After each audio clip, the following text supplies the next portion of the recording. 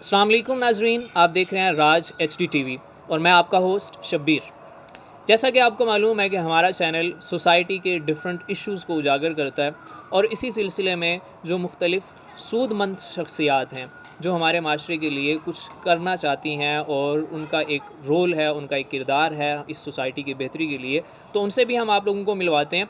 इसी सिलसिले में आज हम लोग आपको एक बड़ी इल्मी और अदबी शख्सियत से मिलवाएंगे और हमारा जो पर्पज़ है आज का वो ये है कि जो हमारी एजुकेशन पेंडेमिक की वजह से फ़ेस टू फेस से टोटली कन्वर्ट होके ऑनलाइन पे आ चुकी है, तो उसको हम कैसे इम्प्रूव कर सकें। और इसी के साथ अल्लामा इकबाल ओपन यूनिवर्सिटी जो ऑलरेडी डिस्टेंस लर्निंग प्रोवाइड कर रही है, मगर अब उसकी ज़िम्मेदारियाँ और बढ़ गई हैं, तो हमें एक अल्लामा इकबाल ओपन यूनिवर्सिटी के प्रोफेसर जो आलमोस्ट 15 साल से अपनी खिदमत सर अंजाम दे रहे हैं अल्लामा इकबाल ओपन यूनिवर्सिटी में, सो उन्हीं से आज हमारी मुलाकात हुई और हमने इस मौके को गनीमत जानते हुए ये रिकॉर्डिंग भी की ताकि ये जो हमारी आवाज़ है ये सब लोगों तक पहुँचे। वो स्टूडेंट्स जो स्पेसिफ़िकली रिसर्च मैनुअल को अटेम्प्ट करते हुए बहुत सारे मसाइल का शिकार होते हैं, तो उनकी हेल्प हो सके। सो स्पेसिफ़िकली आज हमारा फोकस होगा रिसर्च मैनुअल 8613 पे। हम प्रोफेसर साहब की तरफ आपको लेके चलते हैं और वो अपनी ही ज़ुबान से आपको तारुफ भी करवाएंगे और रिसर्च मैनुअल पे हम डिस्कशन स्टार्ट करते हैं। नाजरीन, दिसंबर की यख बस्ता शाम में चिकन मैके ने हमारे प्रोग्राम का मज़ा दोबाला कर दिया है, इसके लिए हम उनके शुक्रगुजार हैं। तो नाजरीन, चलते हैं प्रोफेसर मोहम्मद ताहिर रब्बानी साहब की तरफ। अस्सलाम वालेकुम सर। वालेकुम अस्सलाम। बहुत शुक्रिया।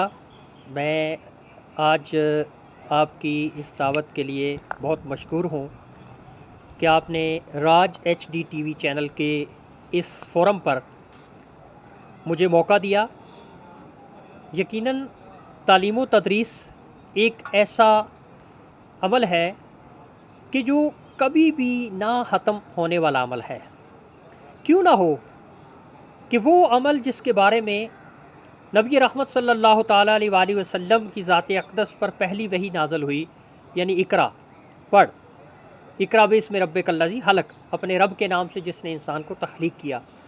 तो गोया तालीम व तदरीस, लिखना पढ़ना, ये एक ना ख़त्म होने वाला अमल है, सारी ज़िंदगी जारी रहने वाला अमल है। और मैं क्यों ना आपका ममनून हूँ कि आपने एक ऐसी नशिस्त का अहतमाम किया कि जो तालीम व तदरीस के हवाले से बड़ी अहम है। तो मैं राज HDTV का एक दफ़ा फिर ममनून हूँ कि आज आपने अपने चैनल पे मुझे एक मौका फ़राहम किया। बहुत शुक्रिया सर, आपने अपने कीमती वक्त में से हमें कुछ वक्त इनायत किया और बग़ैर किसी वक्त के ज़या के हम अपने जो हमारा पर्पज़ है इस प्रोग्राम का उसकी तरफ आते हैं। तो मेरा पहला क्वेश्चन है सर आपसे कि ये जो 8613 जो हमारा रिसर्च मैनुअल है, इसके करवाने का बेसिकली मकसद क्या है? देखें शबीर साहब, अल्लामा इकबाल ओपन यूनिवर्सिटी पाकिस्तान की वो वाहिद यूनिवर्सिटी है कि जो कि डिस्टेंस लर्निंग के लिए काम कर रही है। अगर मैं गलती पर नहीं हूँ तो कम वेश 0.8 मिलियन जो तालब इल्म हैं वो इससे इस्तिफ़ादा हासिल कर रहे हैं। मैट्रिक से लेकर PhD लेवल तक मुख्तलिफ़ प्रोग्राम्स अल्लामा इकबाल ओपन यूनिवर्सिटी अपने स्टूडेंट्स को ऑफ़र करती है।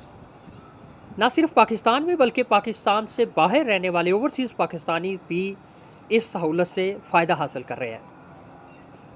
किसी भी कौम के लिए उस्ताद रीढ़ की हड्डी की हैसियत रखता है। इसी को मद्देनज़र रखते हुए अल्लामा इकबाल ओपन यूनिवर्सिटी ने 8613 रिसर्च मैनुअल को मुतारफ़ कराया। 8613 एक एक्शन रिसर्च को प्रमोट करने का ज़रिया है। बेसिकली इसका मकसद ये है कि जो ज़ेर तरबियत असातिज़ा हैं वो एक्शन रिसर्च के ज़रिए क्लासरूम के मसाइल, स्कूल के मसाइल और बच्चों के हवाले से जो मसाइल हैं उनको किस तरह से फ़ौरी तौर पर हल करते हैं। यही मकसद है 8613 का। सर, आपने अपनी गुफ्तगू में एक्शन रिसर्च का मेंशन किया है, सो काइंडली इसको इलेबोरेट कर दें कि एक्शन रिसर्च बेसिकली होती क्या है?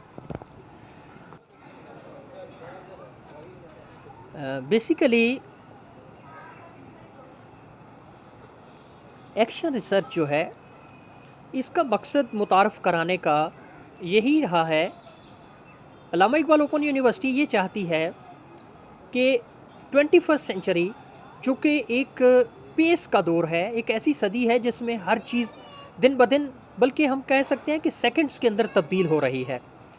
तो टीचर्स को इनोवेटिव बनाने के लिए, टीचर्स को क्रिएटिव बनाने के लिए एक्शन रिसर्च मैनुअल इंट्रोड्यूस करवाया गया 8613, ताकि फौरी तौर पर जो क्लासरूम के अंदर टीचर्स को या स्टूडेंट्स को मसाइल का सामना है, इस एक्शन रिसर्च को बरूए कार लाते हुए फौरी तौर पर उस मसले का हल निकाला जाए। यानी आप कह सकते हैं कि ये एक प्रॉब्लम सॉल्विंग एक्टिविटी की तरफ अमल है, और अल्लामा इकबाल ओपन यूनिवर्सिटी ने इसके ज़रिए अल्हम्दुलिल्लाह, अगर मैं ये कहूँ कि वो लीड कर गई है, तो ये इस कहने पे मैं बिल्कुल हक़ बजानिब हूँ कि अल्लामा इकबाल ओपन यूनिवर्सिटी ने ये रिसर्च मैनुअल को मुतारफ़ कराकर सोसाइटी के लिए, टीचर्स के लिए एक बहुत अच्छा और अहसन कदम उठाया है।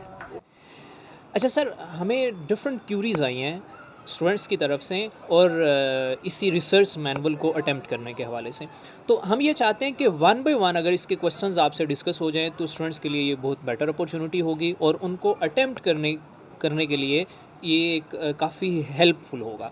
सो अगर मैं आपसे इस तरह से क्वेश्चंस डिस्कस करता हूँ तो मेरा ख्याल है ये ज़्यादा बेटर। क्या सर? जी बिल्कुल, ये एक बड़ी अच्छी आपने ये तरतीब रखी है, और मेरा ख्याल है इस तरह से जितने भी हमारे बीएड 1.5, 2.5 या बीएस एजुकेशन 4 ईयर के स्टूडेंट्स हैं, स्पेशली अल्लामा इकबाल ओपन यूनिवर्सिटी के, और बल्कि मैं कहूँगा कि बाकी जो भी ट्रेनी टीचर्स हैं जहाँ जहाँ पर वो अपनी तालीमी सरगर्मियों को जारी रखे हुए हैं, उनके लिए भी ये बड़ा फ़ायदेमंद रहेगा। तो बिल्कुल ठीक है, आप का ये तरीक़ाकार मुझे तो बड़ा अच्छा लगा है माशाल्लाह। Sir thank you. तो शुरू करते हैं। पहला क्वेश्चन, फर्स्ट क्वेश्चन है वो स्कूल या इंस्टीट्यूट जहाँ पे इस एक्शन रिसर्च को कंडक्ट करना है, मगर यहाँ पे मेरे दो क्वेश्चन हैं। एक तो हमें इसके हवाले से भी गाइड करें कि ये जो इंस्टीट्यूट है, स्कूल है, उसका क्या क्राइटेरिया होना चाहिए।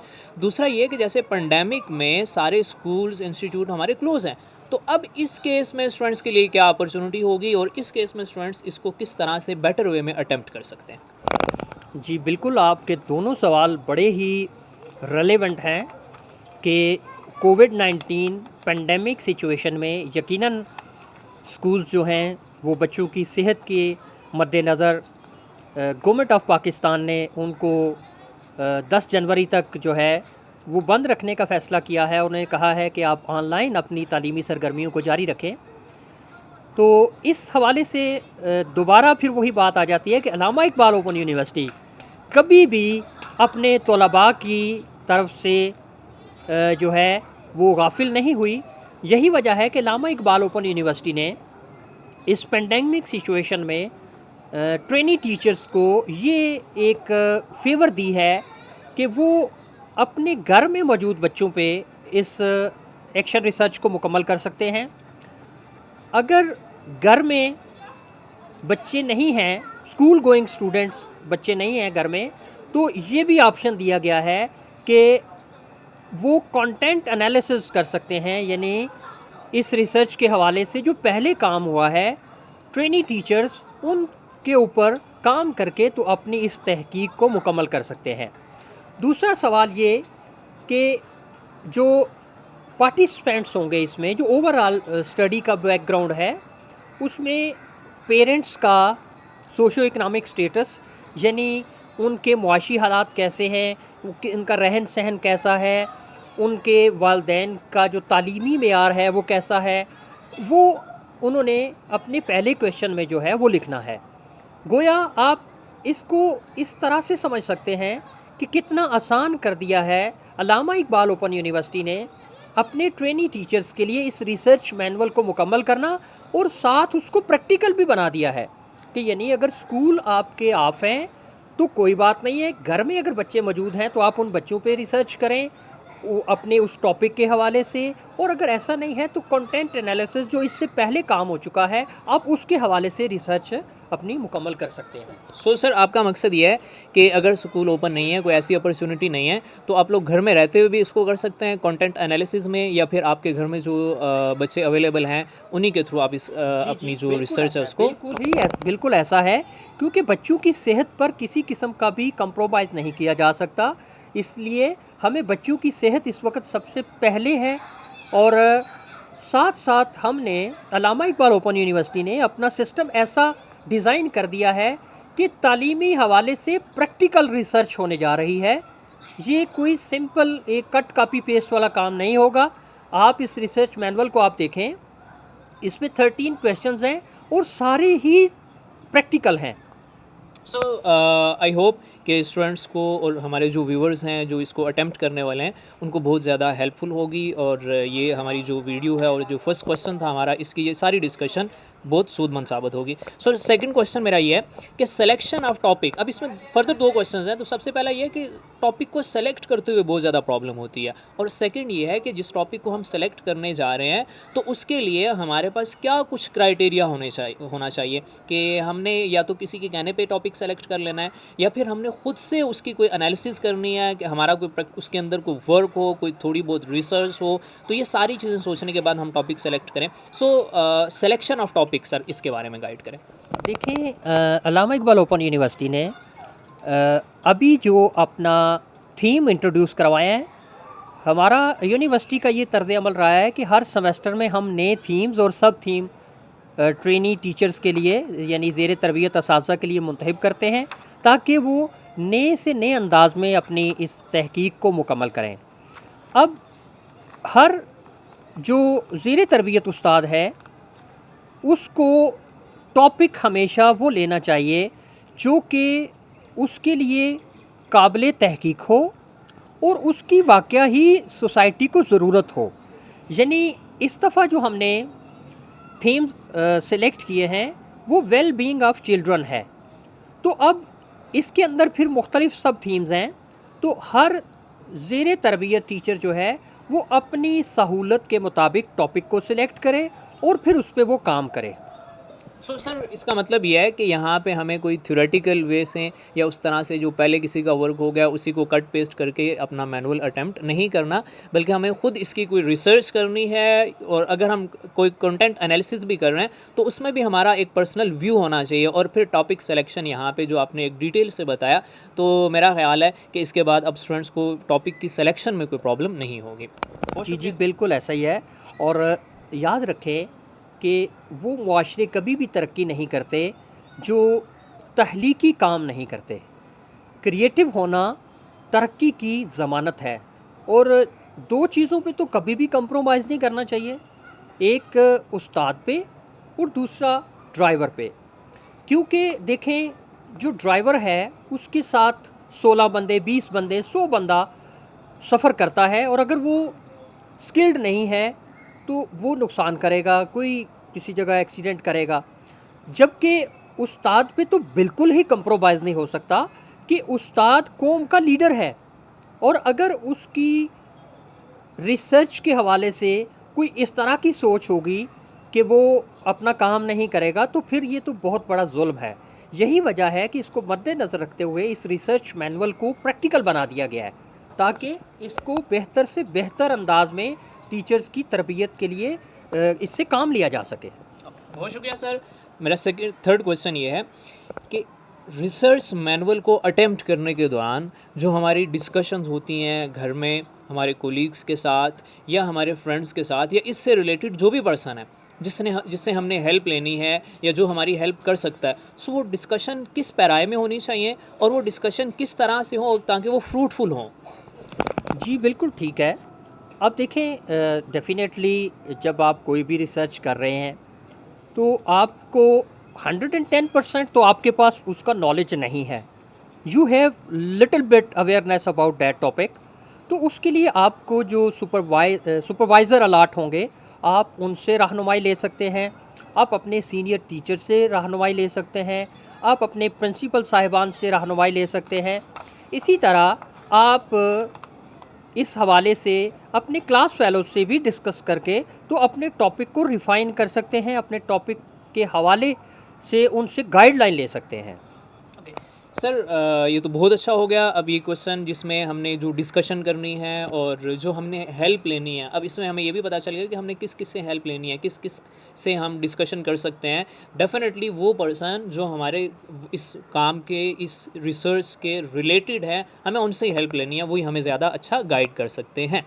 सर मेरा नेक्स्ट क्वेश्चन ये है कि जब हम कोई लिटरेचर रिव्यू कर लेते हैं, जब हमने कुछ अपना जो टॉपिक सेलेक्ट किया होता है उसके ऊपर हम थोड़ा बहुत वर्कआउट करते हैं, तो उस जो हमारा काम है, जो हमारी रिसर्च है, उसके बाद हम एक वो जो गैप देख रहे होते हैं, जो पहले से काम हो चुका होता है जो लिटरेचर का, और जो हमने किया होता है, तो इन दोनों के दरमियान कुछ गैप होता है।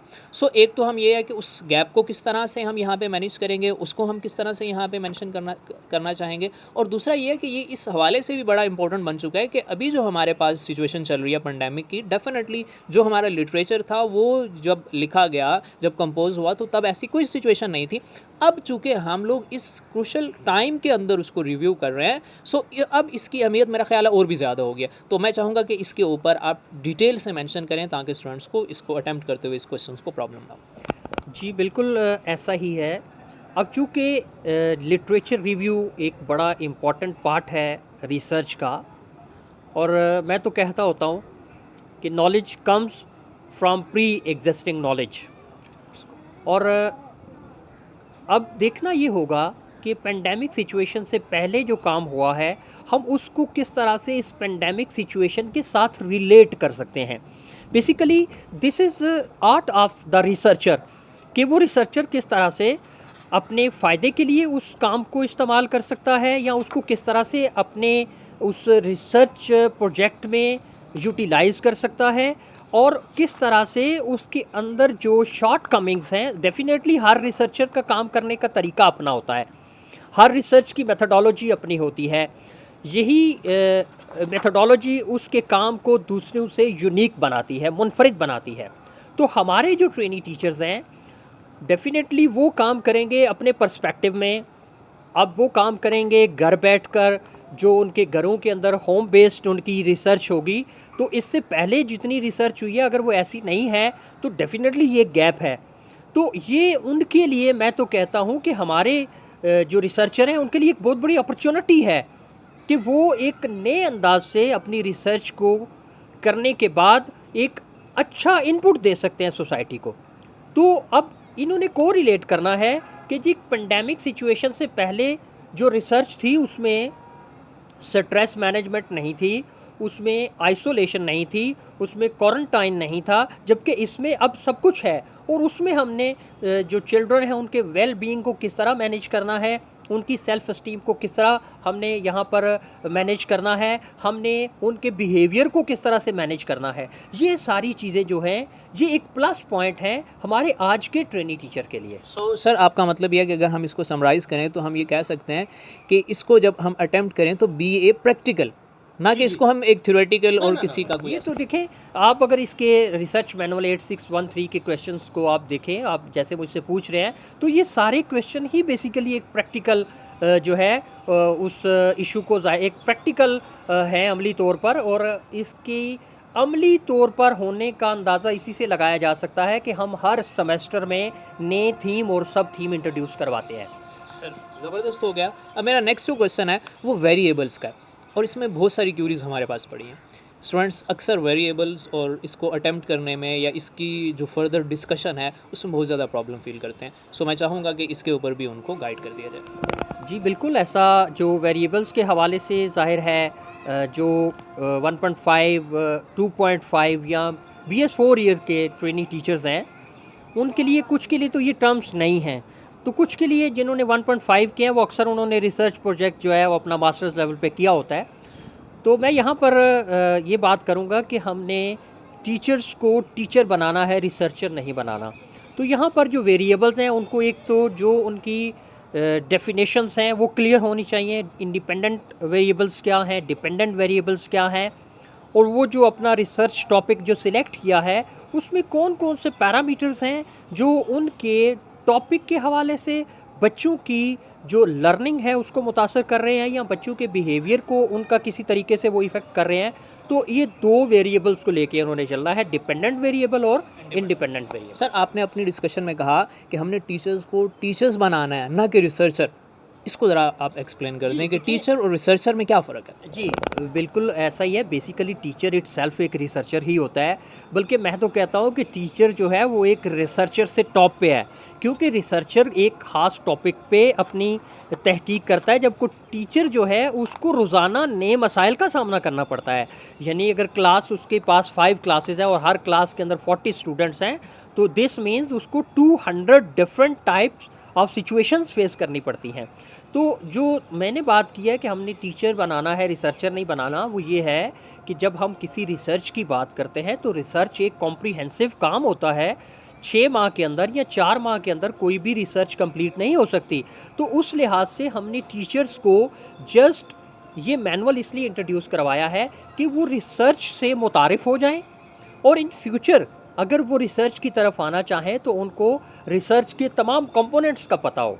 यही वजह है कि हमने इसको एक 6 मंथ का जो रिसर्च मैनुअल है उसमें कभी कभी 4 माह रह जाते हैं बुक्स की डिस्ट्रीब्यूशन में, लेकिन अब अल्हम्दुलिल्लाह अल्लामा इकबाल ओपन यूनिवर्सिटी का जो सिस्टम है वो बिल्कुल एक एक्यूरेसी की तरफ जा रहा है और स्टूडेंट्स को काफ़ी टाइम मिल जाता है। तो इस वजह से मैंने बात की कि हमने उनको टीचर बनाना है, रिसर्चर नहीं बनाना। सो स्टूडेंट्स, आपने सुन लिया, प्रोफेसर साहब ने मेंशन किया कि हमने इस रिसर्च का जो हमारा मकसद है वो टीचर्स बनाना है ना कि रिसर्चर। सो हमने क्लास में किस तरह से ऑब्जर्व करना है, क्लास के अंदर किस तरह से प्रॉपर वे में टीचिंग करनी है, तो टीचिंग को इफ़ेक्टिव बनाने के लिए बेसिकली ये सारा मैनुअल हमें हेल्प कर रहा होता है। सर मेरा नेक्स्ट क्वेश्चन आपसे ये है कि एक स्टूडेंट है जिसने इस रिसर्च को अटैम्प्ट कर लिया, सो अटैम्प्ट करने के बाद अब उसका क्या वहाँ पे पर्पज़ है कि वो इससे क्या अचीव कर सकता है, वो क्या समझता है कि मैंने इस रिसर्च को अटैम्प्ट करने के बाद इससे मुझे हासिल क्या हुआ है, या इससे क्या रिज़ल्ट निकले हैं कि जो उसके पास पहले तो उसकी ऐसी कोई ऑब्जर्वेशन नहीं थी,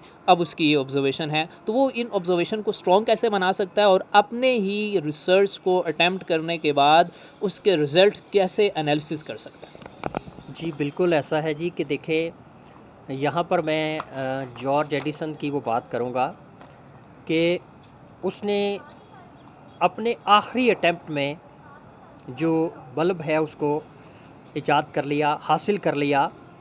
तो लोगों ने कहा ये जो तुमने इससे पहले जितने तजुर्बात किए हैं वो सारे गलत थे। उसने कहा नहीं, इन तजुर्बात ने मुझे ये बताया कि ये जो लाइट है ये हमसे नहीं बन सकती, कोई और काम कर। तो रिसर्च बेसिकली टीचर्स की ऑब्ज़र्वेशन का नाम है। ये ऑब्ज़र्वेशन टीचर्स की मुख्तलिफ़ अंदाज से हो सकती है। टीचर क्लासरूम के अंदर ऑब्ज़र्वेशन कर रहे होते हैं, टीचर बच्चों से क्वेश्चन आंसर कर रहे होते हैं, टीचर्स उनका टेस्ट ले रहे होते हैं और डाटा एनालिसिस यही उनका डाटा है। एक्शन रिसर्च में जो डाटा होता है बेसिकली वो आपकी ऑब्ज़र्वेशन है, आपका टेस्ट है, क्लासरूम टेस्ट है, आपका इंटरव्यू है, बच्चों के साथ आपका इंटरेक्शन है, आपका डिस्कशन है और इवन आपकी रूटीन लाइफ में जो बच्चों को आप ऑब्ज़र्व कर रहे हैं वो आपका बेसिकली डाटा है, वो इन्फॉर्मेशन है, वो आप कलेक्शन कर रहे हैं और उसके मुताबिक फिर आप टीचर इसके मुताबिक अपनी टीचिंग मेथडोलॉजी को भी चेंज करता है और इवन वो क्लास के अंदर स्टूडेंट्स की जो साइकी है उसके मुताबिक अपने आप को रीशेप करता है। तो यही फ़ायदा होता है, यही उस टीचर का हासिल है इस एक्शन रिसर्च के बाद। सो सर आपका मतलब ये है कि इस एक्शन रिसर्च को अटेम्प्ट करने के बाद एक जो टीचर है वो अपनी टीचिंग को इफ़ेक्टिव बना सकता है। जी बिल्कुल, इससे टीचर जो है वो अपनी शॉर्ट कमिंग्स को इम्प्रूव करता है, उसके अंदर जो खामियां हैं उनको दूर करता है। बेसिकली मैं आपको बताऊं शबीर साहब कि ये जो टीचिंग लर्निंग प्रोसेस है basically teaching itself a learning process. इसमें आप बच्चों से सीख भी रहे होते हैं और उनको कुछ सिखा भी रहे होते हैं। इवन आप उनके पेरेंट्स से सीख रहे होते हैं, इवन आप अपने कुलीग से सीख रहे होते हैं और उनको सिखा रहे होते हैं। दुनिया में शोरो गुल है, बेबसी है, जुनून है, एक बस चाय है जिसमें मज़ा है, लुत्फ़ है और सुकून है। सर मेरा ख़्याल है कि इस बढ़ती हुई सर्दी में अगर चिकन मैके की चाय का एक कप और हो जाए तो लुत्फ़ दोबाला हो जाए। जी बिल्कुल ज़रूर होना चाहिए, क्योंकि चाय के कप में सिर्फ चाय ही नहीं होती, चाय के कप में सिर्फ चाय ही नहीं होती, सुकून होता है, सलीका होता है और तन्हाइयों में खुद से बात करने का एक तरीका होता है। क्या बात है, क्या बात है।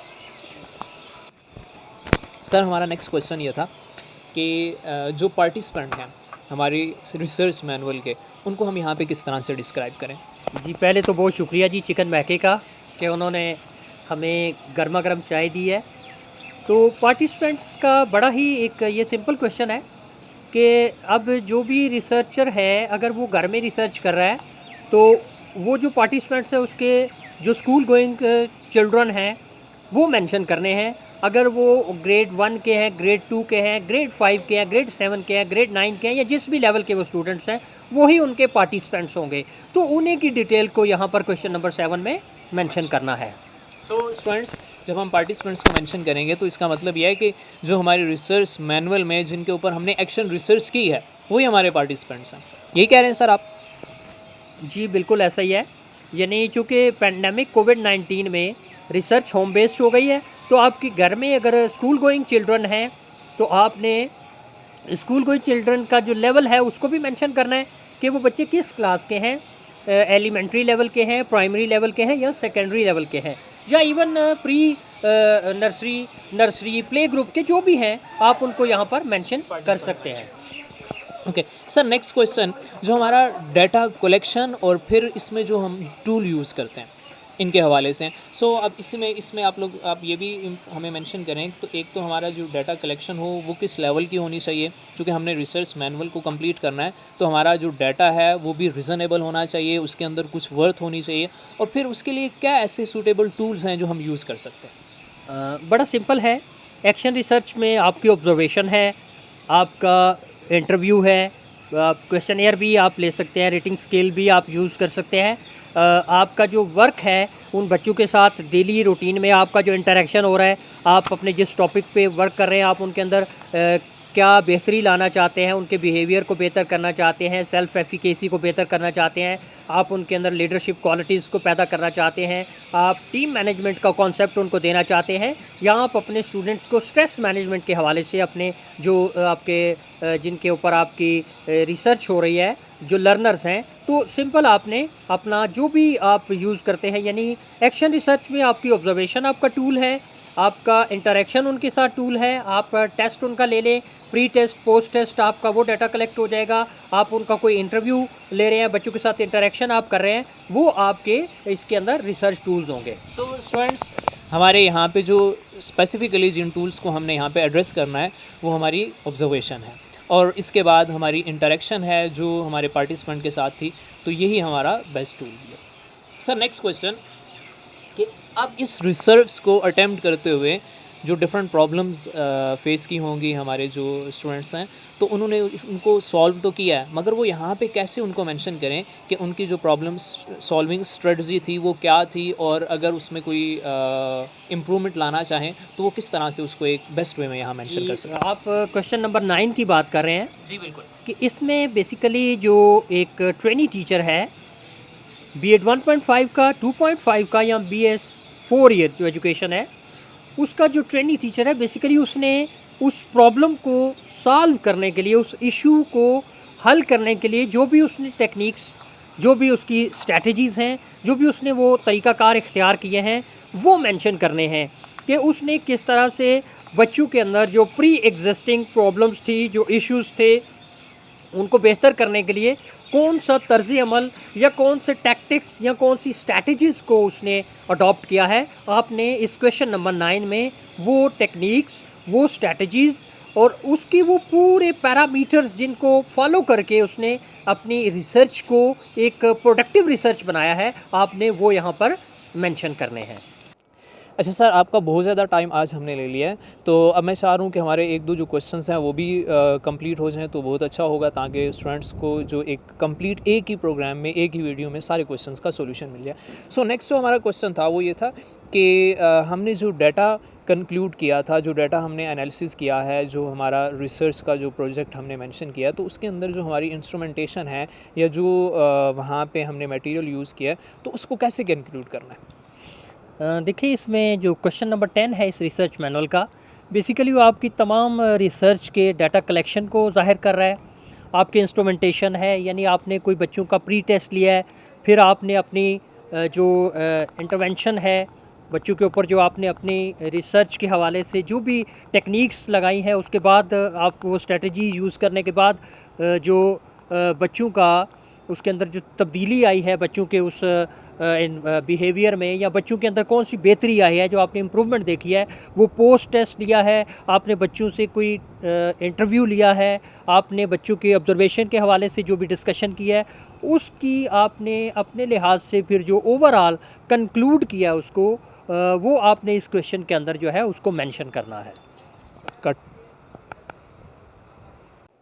सर इसमें अब हम वाइंड अप करते हैं इसको। सो क्वेश्चन नंबर 11 और 12 दोनों एक साथ आप मेंशन करें कि किस तरह से इन दोनों क्वेश्चंस को बेटर वे में अटेम्प्ट किया जाए। क्वेश्चन नंबर 11 पर। हाँ जी, मैं एक तो राज HD टीवी के स्टाइल को बड़ा मुझे अच्छा लगा कि आपने एक ओपन एयर प्रोग्राम रखा, कुदरती एनवायरनमेंट में रखा, और प्लस सबसे बड़ी बात यह है कि साथ आपने जो हमें इस प्यारे माहौल में फिर दिसंबर की इस ठंडी शाम में गर्मा गर्म चाय भी पिलाई, तो बड़ा लुत्फ़ आया है। सर असल में हम ये चाह रहे थे ना कि पेंडेमिक की वजह से लोग अंदर बंद हैं, तो उनको ज़रा कुछ थोड़ा हटके दिखाया जाए, उनको ज़रा बाहर का भी एटमॉस्फेयर दिखाई जाए, तो इस वजह से हमने ज़रा ओपन प्रोग्राम अरेंज किया। बात है कि कोविड-19 की प्रिकॉशनरी मेजर्स के हवाले से आपने एक ओपन एयर प्रोग्राम का अहतमाम किया।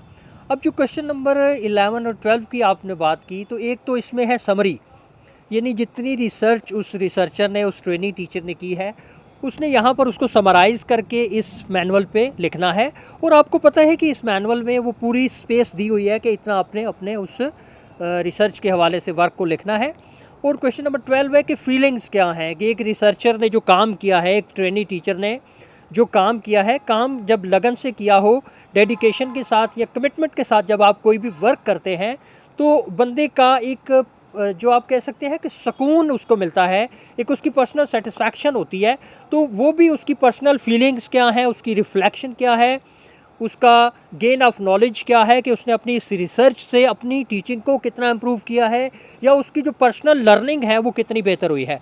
तो ये क्वेश्चन नंबर 11 और 12 में रिसर्चर ने अपनी वो फीलिंग्स, और उस पहले क्वेश्चन नंबर 11 में उसने समराइज़ करना है उस अपनी रिसर्च को, और क्वेश्चन नंबर 12 ने उसने अपनी तमाम फीलिंग्स, रिफ्लेक्शन उस रिसर्च के हवाले से, उसकी अपनी ज़ात को क्या फ़ायदा हुआ है, ये सारा उसने यहाँ पर मेंशन करना है। Sir thank you so much. तो व्यूवर्स, जैसा कि आपने देखा कि हमने 1 बाय 1 सारे क्वेश्चंस को बड़ी डिटेल से मेंशन किया, और सर ने बहुत अच्छा एक्सप्लेन किया। Sir again I am very thankful to you. जी बहुत शुक्रिया। मैं इसको कुछ इस तरह से कंक्लूड करना चाहूँगा कि अल्लामा इकबाल ओपन यूनिवर्सिटी एक ऐसा इदारा है जो कि पाकिस्तान के अंदर डिस्टेंस लर्निंग को, इवन अब तो अगर मैं कहूँ कि ब्लेंडेड लर्निंग को, यानी फ़ेस टू फेस भी है, ऑनलाइन इंटरेक्शंस भी हैं, कॉरस्पॉन्डेंस भी हैं, प्लस ओवरसीज़ पाकिस्तानीज़ को भी ये यूनिवर्सिटी जो है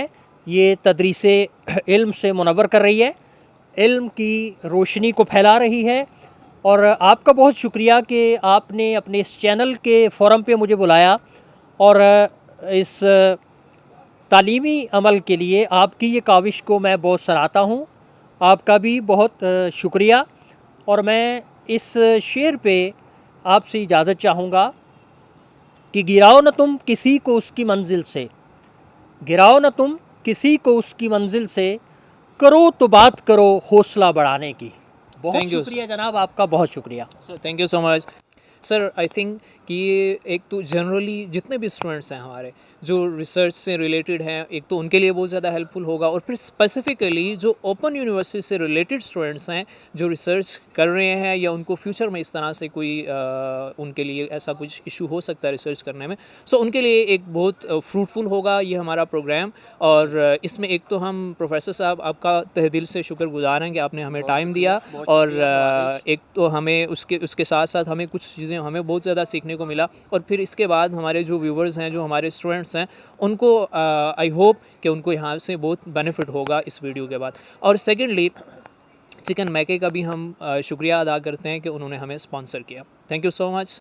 तो नाज़रीन, हमारे प्रोग्राम्स जो कि डिफरेंट प्रॉब्लम्स को एड्रेस करते हैं, और उसके साथ साथ जो मुख्तलिफ़ शख्सियात हैं जो जानी पहचानी शख्सियात हैं, जिनकी बहुत ज़्यादा पार्टिसिपेशंस हैं हमारे इन मसाइल को एड्रेस करने में, उनके साथ हम आपकी मुलाकात करवाते हैं। सो ऐसे ही किसी नए प्रोग्राम तक के लिए आप मुझे इजाज़त दें। अल्लाह हाफ़िज़। आज का ये इंटरव्यू, बल्कि ये तालीम और तदरीस का जो आप एक प्रोग्राम रखा, बहुत ही यादगार रहा। स्टूडियो के अंदर तो नॉर्मल रूटीन में हमारे प्रोग्राम होते रहते हैं, FM पे भी प्रोग्राम होते रहते हैं, लेकिन जिस तरह आज आपने राज HD चैनल ने मुझे मौका दिया एक कुदरती माहौल के अंदर, जिसमें ये चिड़ियों की चहचहाहट और ये पीछे ये जो दरख्त है जो कि अपनी सदियों की तारीख लिए हुए है, वो एक बहुत ही कुदरती माहौल को ज़ाहिर कर रहा है। और मैं इस कुदरती माहौल के मुहैया करने पर राज HD TV का बहुत ममनून हूँ, बहुत मशकूर हूँ कि आपने इस कुदरती चहचहाहट में चिड़ियों का ये जो बोलना है, ये एक ऐसा लुत्फ़ देने वाला म्यूज़िक है, एक ऐसी लुत्फ़ देने वाली आवाज़ है जो कि अल्लाह रब्बुल इज़्ज़त की कुदरत की तस्वीर बयान कर रही है ये। तो ये माहौल यकीनन राज HD TV ही मुहैया कर सकता है। और मैं दोबारा आपका बड़ा ममनून हूँ कि आज आपने इस एक तालीमी नशिस्त के लिए मुझे मौका दिया और इस कुदरती माहौल में आपने ये प्रोग्राम जो है इसको रिकॉर्ड किया।